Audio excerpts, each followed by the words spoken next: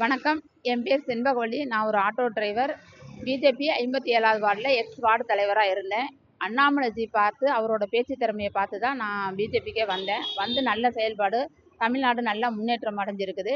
இன்னைக்கு அண்ணாமலையை மாற்றிருக்காங்க அப்படின்னாக்கா வருத்தத்துக்கு தெரியக்கூடியது தான். இருந்தாலும் கட்சிக்கு அவரும் உட்படுறாரு, மக்களும் ஏற்றுக்குவாங்க. ஏன்னா அண்ணாமலையை பொறுத்த வரைக்கும் இந்த அளவுக்கு வளர்ச்சி அடைஞ்சிருக்குன்னா அவரோட இதுதான். அதே போல் அவருக்கு தேசிய பொறுப்பு, பெரிய பொறுப்பு கொடுப்பாங்க. அவர் லேசால் கிடையாது. நல்ல நிலைமையில வர்றதுக்கு அவரும் பாடுபடுவார், நாங்களும் பாடுபடுவோம். அதனால் அவர் மாற்றினதுனால எங்களுக்கு பாதிப்பாக இருந்தாலும் அவரை வந்து அதையும் ஏற்றுக்குவார், நாங்களும் ஏற்றுக்குவோம், அவரும் ஏற்றுக்குவார். அதிமுக கூட்டணி எப்படிங்க? அதிமுக கூட்டணியை பொறுத்த வரைக்கும் ஒரு திமுகவை ஒழிக்கிறதுக்கு ஒருத்தவங்களோட சேரணும்னா அதிமுகவோட சேர்ந்தா வீழ்த்துவோம். திமுக வீழ்த்துவோன்னு எங்களுக்கு நல்ல நம்பிக்கை இருக்குது. கண்டிப்பாக வீழ்த்துவோம்.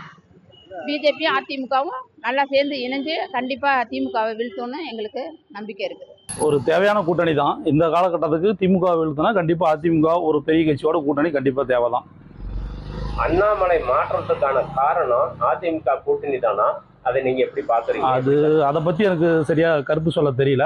ஆனால் அண்ணாமலையோட மாற்றங்கிறது ஒரு பிஜேபி தொண்டனா எனக்கு ரொம்ப மனசுக்கு வருத்தம் அளிக்குது. எனக்கு திமுகவை வீழ்த்துவதற்காகத்தான் அதிமுகவுடன் கூட்டணி. அண்ணாமலையை மாற்றத்துக்கான காரணம் கருதுகிறீங்க? அண்ணாமலை இல்லாம கண்டிப்பா திமுக வீழ்த்த முடியாது. அண்ணாமலையோட சேர்ந்து பயணிச்சு தான் கண்டிப்பா பண்ண முடியும். திமுகவை வீழ்த்ததுக்கு தான் கூட்டணி அமைக்கப்பட்டுள்ளதா? அப்படிதான் நினைக்கிறேன். என்னோட தேசிய தலைமை அப்படிதான் முடிவு பண்ணியிருக்காங்க. அந்த 2 பேரும் கலந்து இது பண்ணாதான் பண்ண முடியும்னு பண்ணியிருக்காங்க. ஆனால் அண்ணாமலையோட பங்களிப்பு தான் அதிகமாக இருக்குது. அதில் மேலிடம் வந்து முடிவு எடுத்து கூட்டணி அமைச்சிருக்குதுங்க.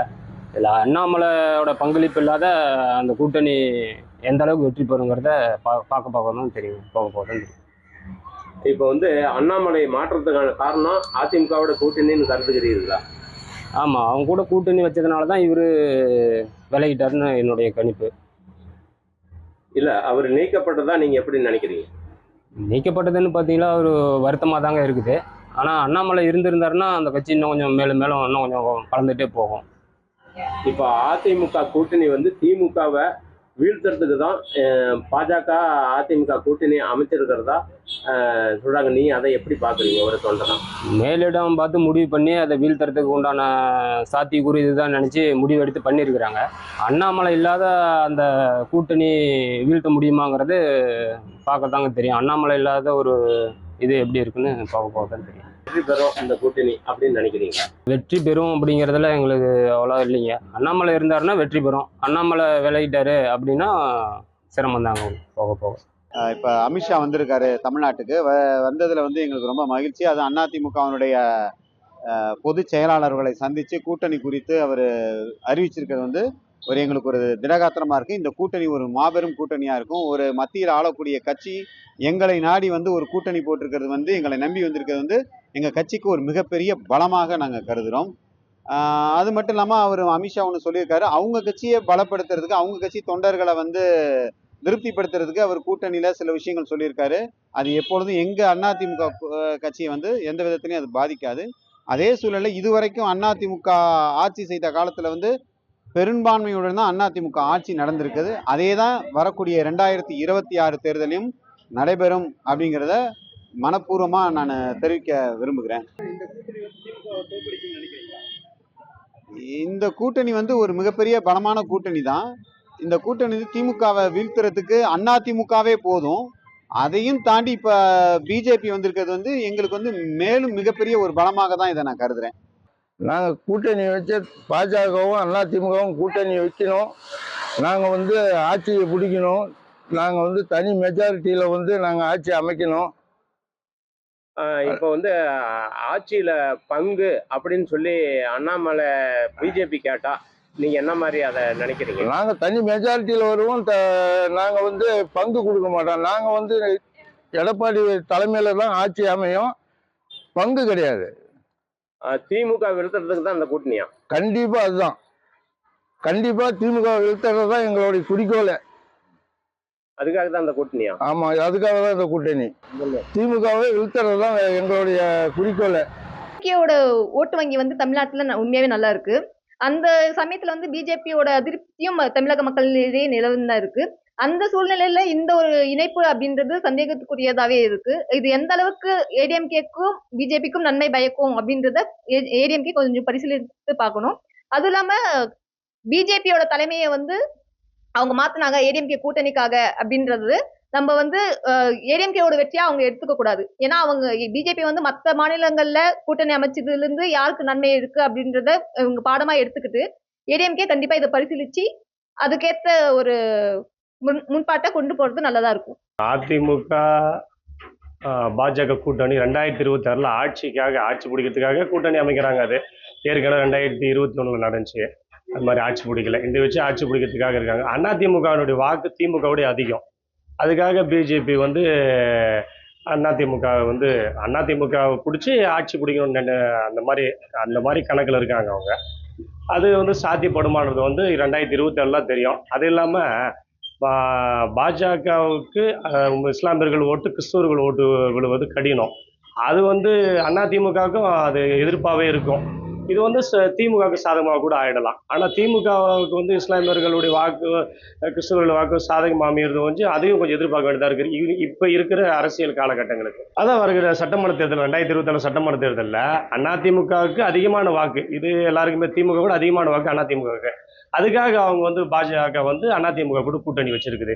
மற்றபடி தேர்தல் கிட்ட போய் தான் இது ஒன்றும் தெரியும். இது வந்து 2026 கிட்ட வந்து கூட தேர்தல் கூட்டணி மாறலாம். ஏன்னா தேமுதிக கூட 2011 தேர்தலுக்கு ஒரு 4-5 நாள் இருக்கும் போது தான் தேமுதிக கூட்டணியும் அதிமுக கூட்டணி உறுதாச்சு.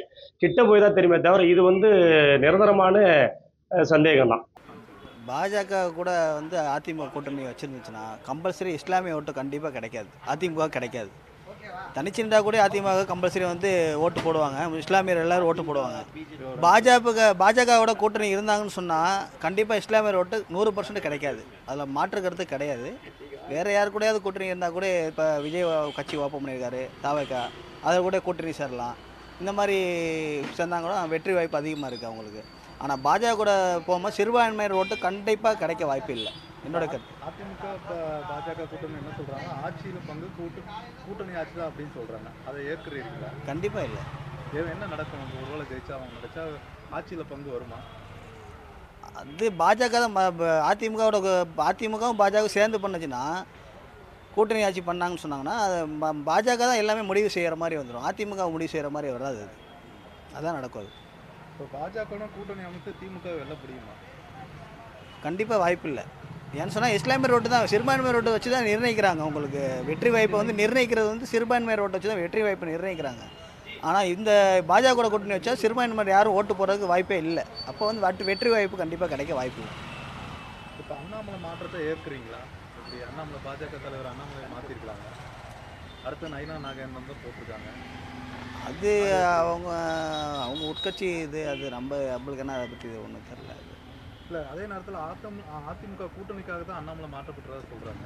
கண்டிப்பாக அதுக்காக தான் அண்ணாமலை மாற்றப்பட்டார். இல்லைனா வந்து கண்டிப்பாக வந்து அதிமுக வந்து பாஜக கூட்டணி இருக்காது. இப்போ அண்ணாமலை மாற்ற போய் தான் நயினார் நாயர் உள்ளே வந்தனால தான் இப்போ அதிமுக பாஜக கூட்டணி வந்திருக்கு. இப்போ அமித்ஷா வந்து அதை வச்சு பேசி முடிவு பண்ணியிருக்காரு.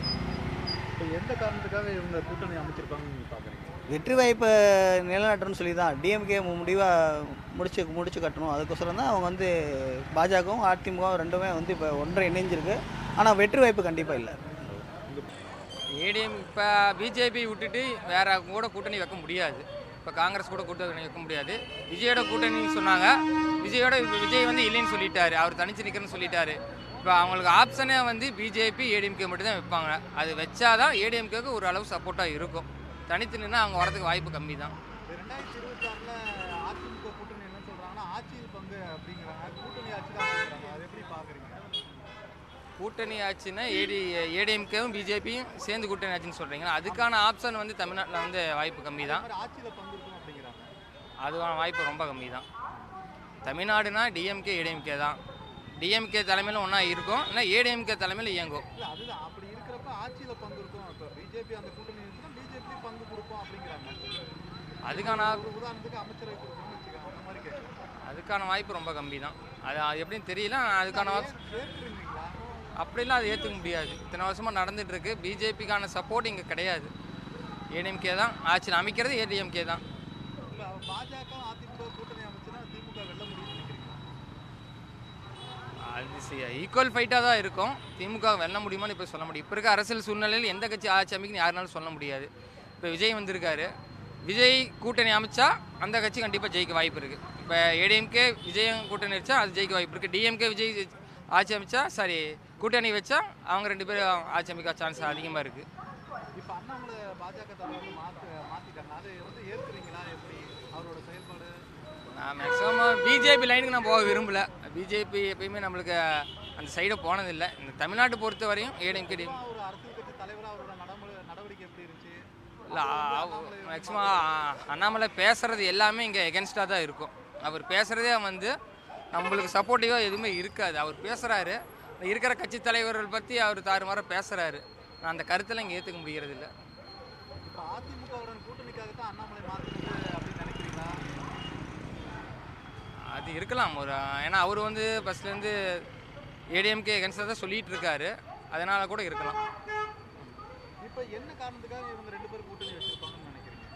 வேறவங்களோட கூட்டணி வைக்கவும் முடியாது, வச்சாலும் இங்கே அவங்களால இருக்க முடியாது. வேறவங்களோட ஆப்ஷன் கிடையாது. ஃபஸ்ட்லேருந்தே பிஜேபி ஏடிஎம்கே மட்டும் தான் கூட்டணி வச்சிட்டு இருக்கு. இப்போ இவங்க சப்போஸ் ஏடிஎம்கே வந்து பிஜேபியோட கூட்டணி வைக்கலினா மேலேருந்து ப்ரெஷர் வேறு மாதிரி கிடைக்கும். அதனால அவங்களுக்கு ஆதரவு கொடுத்து ஆகணும். செய்திகளை உடனுக்குடன் தெரிந்து கொள்ள உடனே சப்ஸ்கிரைப் பண்ணுங்க.